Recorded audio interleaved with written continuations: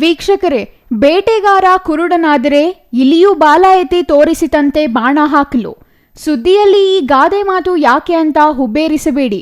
ಚಿಕ್ಕಬಳ್ಳಾಪುರದ ಆಡಳಿತ ವ್ಯವಸ್ಥೆಗೆ ಇದು ಉತ್ತಮ ಉದಾಹರಣೆಯಾಗಿದೆ. ಜಿಲ್ಲಾ ಕೇಂದ್ರವಾದ ಚಿಕ್ಕಬಳ್ಳಾಪುರದಲ್ಲಿ ಆಕಸ್ಮಿಕ ಬೆಂಕಿ ಅವಘಡ ನಡೆದರೆ ಅದನ್ನು ನಂದಿಸಲು ಇಲ್ಲಿ ಅಗ್ನಿಶಾಮಕ ವಾಹನಗಳೇ ಇಲ್ಲವಾಗಿವೆ. ಇದರಿಂದ ಬೆಂಕಿ ನಂದಿಸಲು ದೇವನಹಳ್ಳಿ ಇಲ್ಲವೇ ಶಿಡ್ಲಘಟ್ಟದಿಂದ ವಾಹನಗಳು ಬರಬೇಕಿದ್ದು, ಅವರು ಬರುವ ವೇಳೆಗೆ ಇಲ್ಲಿ ಆಗಬಾರದ ಅನಾಹುತ ಆದರೆ ಯಾರು ಹೊಣೆ ಎಂಬ ಪ್ರಶ್ನೆಗೆ ಉತ್ತರಿಸುವವರೇ ಇಲ್ಲವಾಗಿದ್ದಾರೆ. ಚಿಕ್ಕಬಳ್ಳಾಪುರ ಹೊರವಲಯದ ಸೂಲಾಲಪ್ಪನ ದಿನ್ನೆ ಅರಣ್ಯ ಪ್ರದೇಶಕ್ಕೆ ಇಂದು ಆಕಸ್ಮಿಕ ಬೆಂಕಿ ಬಿದ್ದಿದೆ.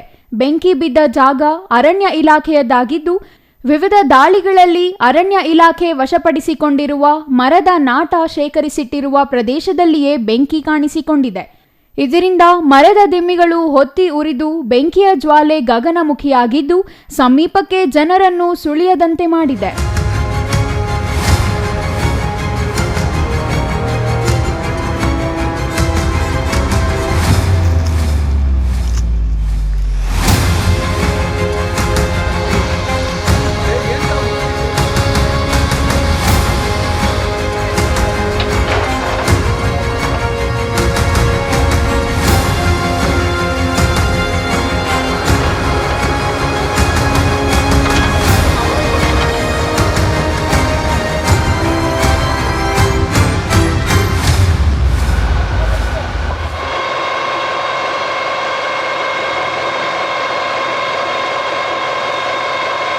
ಇದನ್ನು ಕಂಡ ಅರಣ್ಯ ಇಲಾಖೆ ಅಧಿಕಾರಿಗಳು ಮತ್ತು ಸಾರ್ವಜನಿಕರು ಅಗ್ನಿಶಾಮಕ ದಳಕ್ಕೆ ಕರೆ ಮಾಡಿದ್ದು, ಸುಮಾರು ಅರ್ಧ ಗಂಟೆಗೂ ಹೆಚ್ಚು ಸಮಯವಾದರೂ ಅಗ್ನಿಶಾಮಕ ದಳದ ಸಿಬ್ಬಂದಿಯ ಸುಳಿವೇ ಇಲ್ಲವಾಗಿದೆ. ಇದರಿಂದ ಮತ್ತೆ ಕರೆ ಮಾಡಿ ಪ್ರಶ್ನೆ ಮಾಡಿದಾಗ ಚಿಕ್ಕಬಳ್ಳಾಪುರದಲ್ಲಿ ಅಗ್ನಿಶಾಮಕ ದಳದ ವಾಹನ ಇಲ್ಲದಿರುವ ಮಾಹಿತಿಯನ್ನು ಅಗ್ನಿಶಾಮಕ ಅಧಿಕಾರಿಗಳೇ ಹೇಳಿದ್ದಾರೆ.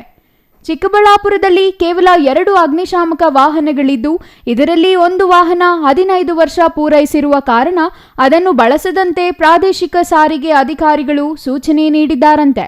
ಹಾಗಾಗಿ ಉಳಿದಿದ್ದು ಒಂದೇ ವಾಹನ. ಇಂದು ಮಹಾಶಿವರಾತ್ರಿ ಪ್ರಯುಕ್ತ ಇರುವ ಒಂದು ಅಗ್ನಿಶಾಮಕ ವಾಹನವನ್ನು ಈಶಾ ದೇವಾಲಯಕ್ಕೆ ಮುಂಜಾಗ್ರತಾ ಕ್ರಮವಾಗಿ ಕಳುಹಿಸಲಾಗಿದೆ.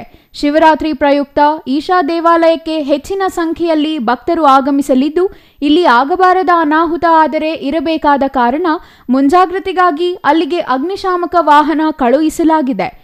ಇದರಿಂದಾಗಿ ಜಿಲ್ಲಾ ಕೇಂದ್ರದಲ್ಲಿ ಅಗ್ನಿಶಾಮಕ ವಾಹನವೇ ಇಲ್ಲವಾಗಿದ್ದು, ಸೂಲಾಲಪ್ಪನ ದಿನ್ನೆ ಅರಣ್ಯಕ್ಕೆ ಬೆಂಕಿ ಬಿದ್ದಿರುವ ಕಾರಣ ಅಗ್ನಿಶಾಮಕ ದಳದವರು ಕೂಡಲೇ ಶಿಡ್ಲಘಟ್ಟ ಮತ್ತು ದೇವನಹಳ್ಳಿ ಅಗ್ನಿಶಾಮಕ ವಾಹನಗಳಿಗೆ ಕರೆ ಮಾಡಿದ್ದಾರೆ. ಆದರೆ ಅವು ದೂರದಿಂದ ಬರಲು ಸುಮಾರು ಅರ್ಧ ಗಂಟೆಗೂ ಹೆಚ್ಚು ಕಾಲ ಹಿಡಿದಿದ್ದು, ಅರಣ್ಯ ಇಲಾಖೆಯಲ್ಲಿ ತೀವ್ರ ಆತಂಕದ ವಾತಾವರಣ ನಿರ್ಮಾಣವಾಗಿತ್ತು. ನಂತರ ದೇವನಹಳ್ಳಿ ಮತ್ತು ಶಿಡ್ಲಘಟ್ಟದಿಂದ ಬಂದ ಅಗ್ನಿಶಾಮಕ ವಾಹನಗಳು ಅರಣ್ಯಕ್ಕೆ ಬಿದ್ದಿದ್ದ ಬೆಂಕಿ ನಂದಿಸಲು ಹರಸಾಹಸ ಪಟ್ಟರು.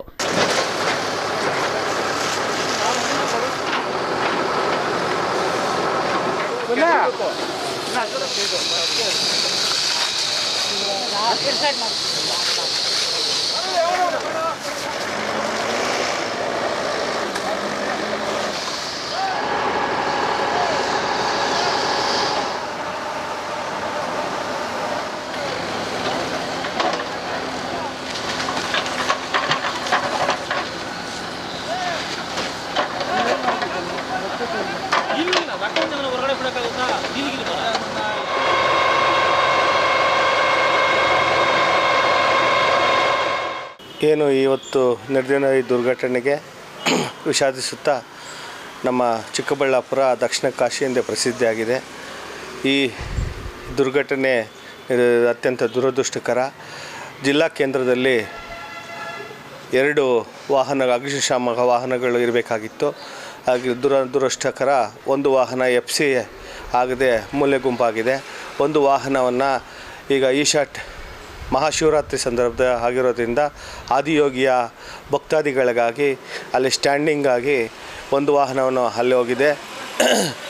ಇನ್ನು ನಾಳೆ ದಿನ ನಂದಿ ದಕ್ಷಿಣ ಕಾಶಿ ಎಂದು ಪ್ರಸಿದ್ಧಿಯಾಗಿರೋ ಮಹಾಶಿವರಾತ್ರಿ ಹಬ್ಬದ ಪ್ರಯುಕ್ತವಾಗಿ ಲಕ್ಷಾಂತರ ಜನ ನಮ್ಮ ಚಿಕ್ಕಬಳ್ಳಾಪುರ ನಗರಕ್ಕೆ ಆಗಮಿಸಲಿದ್ದಾರೆ.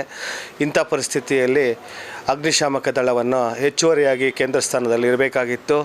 ಈ ಕೂಡಲೇ ಈ ಸುದ್ದಿವಾಹಿನಿಯ ಮೂಲಕ ಸರ್ಕಾರ ಎಚ್ಚೆತ್ತುಕೊಂಡು ಈ ಜಿಲ್ಲೆಗೆ ನಿರ್ದಿಷ್ಟ ವಾಹನಗಳನ್ನು ಏರ್ಪಾಡು ಮಾಡಬೇಕು.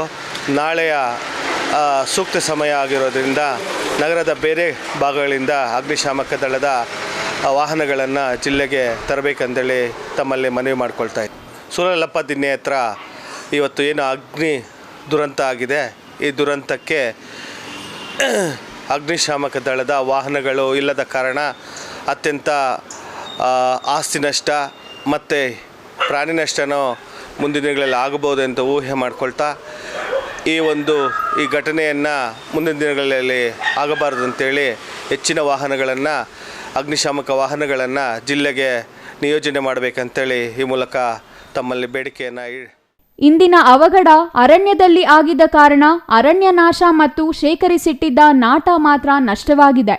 ಅದೇ ಜನವಸತಿ ಪ್ರದೇಶದಲ್ಲಿ ಇಂತಹ ಅವಘಡ ಸಂಭವಿಸಿದರೆ ಪರಿಸ್ಥಿತಿ ಏನು ಎಂಬ ಪ್ರಶ್ನೆ ಎದುರಾಗಿದೆ. ಹಾಗಾಗಿ ಜಿಲ್ಲಾ ಕೇಂದ್ರದಲ್ಲಿ ಹೆಚ್ಚುವರಿಯಾಗಿ ಅಗ್ನಿಶಾಮಕ ವಾಹನಗಳನ್ನು ಇಡುವ ಬಗ್ಗೆ ಸಂಬಂಧಿಸಿದ ಜನಪ್ರತಿನಿಧಿಗಳು ಮತ್ತು ಅಧಿಕಾರಿಗಳು ಗಮನ ಹರಿಸಬೇಕಿದೆ. ಇಲ್ಲವಾದರೆ ಆಗಬೇಕಾದ ನಷ್ಟ ಆದ ನಂತರ ಎಚ್ಚೆತ್ತರೂ ಉಪಯೋಗವಿಲ್ಲ. ಹಾಗಾಗಿ ಜಿಲ್ಲಾ ಕೇಂದ್ರದಲ್ಲಿ ಹೆಚ್ಚುವರಿ ಅಗ್ನಿಶಾಮಕ ವಾಹನ ಇರುವಂತೆ ಗಮನ ಹರಿಸಬೇಕಾದ ಹೊಣೆ ಸಂಬಂಧಿಸಿದವರ ಮೇಲಿದೆ. Ambareesh N, CTV news, Chikkaballapur.